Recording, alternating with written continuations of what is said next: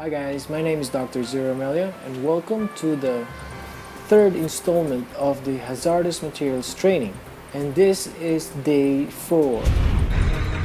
Hi guys. No, the SCBA. With the medical team. Come here. That is going to respond to the mayor's distress call for a possible anthrax attack. All throughout the event, I was accompanied by two of the best nurses of the DMO team, which is Sir Dong and JR De Castro. As you can see here, everybody's getting suited up. These are the chemical suits that were provided to us by the Swiss Fire Department. I also wore a fire suit with a helmet and a gas mask, which was provided by Councilor John Cortez of Olongapo City. I strapped the camera on my fire suit, which provided some real shaky shots of the event. The scenario for day 4 was a possible terrorist attack on the City Hall. Yung SAS, yung kinatatayuan nila, no? Yun ang set-up nilang SAS. Dito tayo sa tapat nun. Nag-set up tayo dun. Doon na natin lagay yung stretcher. Sige. According to the incident command, Kayo ba ito dito? the mayor was a possible victim of an Anthrax attack, and we were instructed to create an advanced medical post in front of the SAS, or the entry and exit points of the scenario. So that's what I instructed the two nurses. So that's where we went and grabbed the stretcher and set it up on the front of the SAS. These are our instructors for the day, Jean-Marc Caucher and Christian Decove. They will not be wearing any special PPE equipment since they are the instructors of the drill. As the SAS is being set up, rescuers in the chemical suits are being oriented on what they are supposed to do once inside the hot zone. The bucket you can see here is going to collect the possible anthrax mail that was sent to the City Hall. You can see here that only 2 rescuers with chem suits are allowed to go inside and rescue the city mayor, while the other 2 will serve as personnel inside the hot zone and as a backups if in case that 2 rescuers are going to go and get into trouble. The red cooler that was used to carry some of the rescue equipment is being improvised as a tub so that the victim may be rinsed off in that area. So it is being placed in the exit point of the SAS. The mayor was asked to strip down before exiting the mayor's office and was rinsed off by the 2 rescuers in chem suits.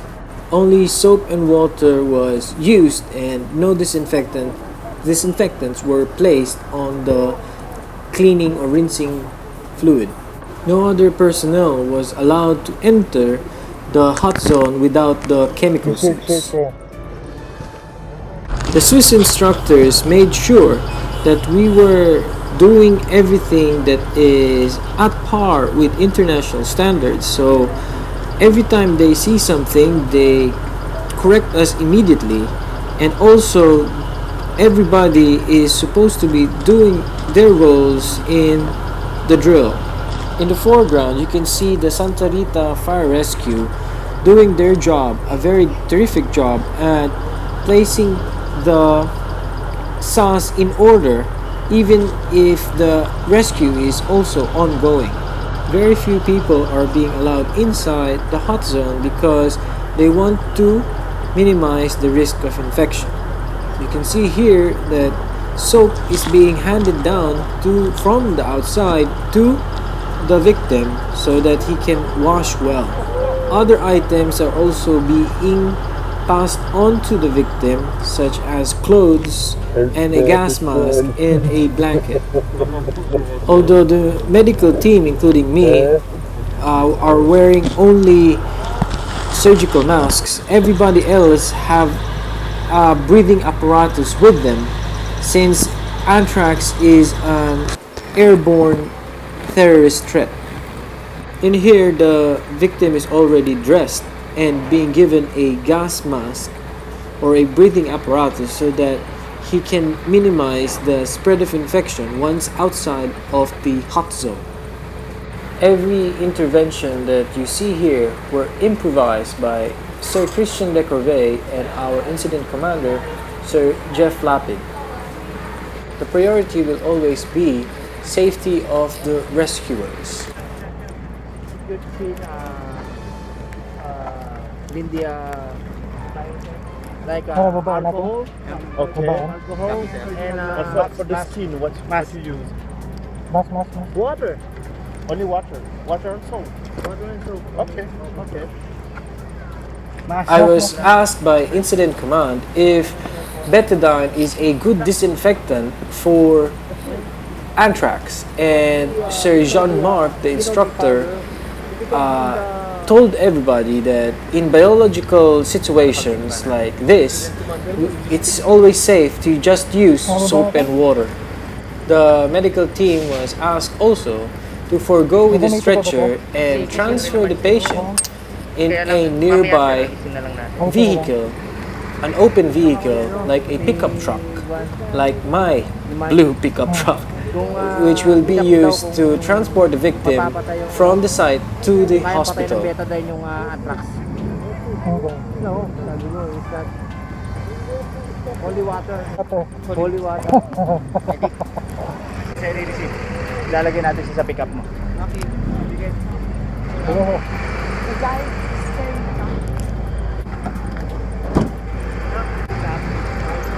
Sa loob.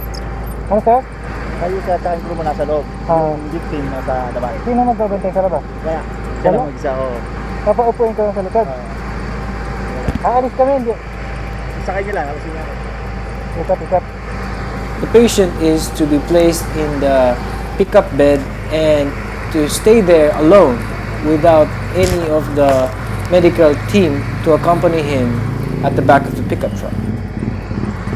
You can see here that the victim is washed again using water coming from the fire truck, and the water or possibly contaminated water is collected in the exit point of the SAS using the tub. Aalis.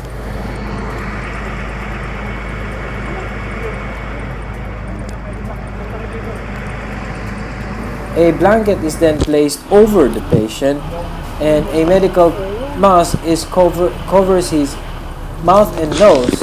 Ideally, the eyes should have safety goggles or glasses. Booties were also made from plastic garbage bags so that every part of his body is covered.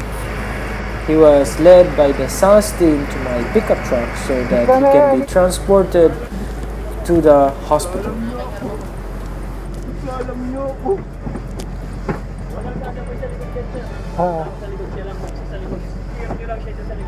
As he was secured inside the pickup bed, the oxygen tank and instructions were given to the patient in case he develops difficulty of breathing. I then drove the truck to a nearby location to complete the drill for us, the medical team. Sana tayo matinig. Mas nakatikim na rin ako dito sa loob ah. Matagal ko nang pinapangarap ko sumakay muna dito eh para maramdaman ko eh. Ang bago eh. No? Smooth na smooth. Ha? Okay.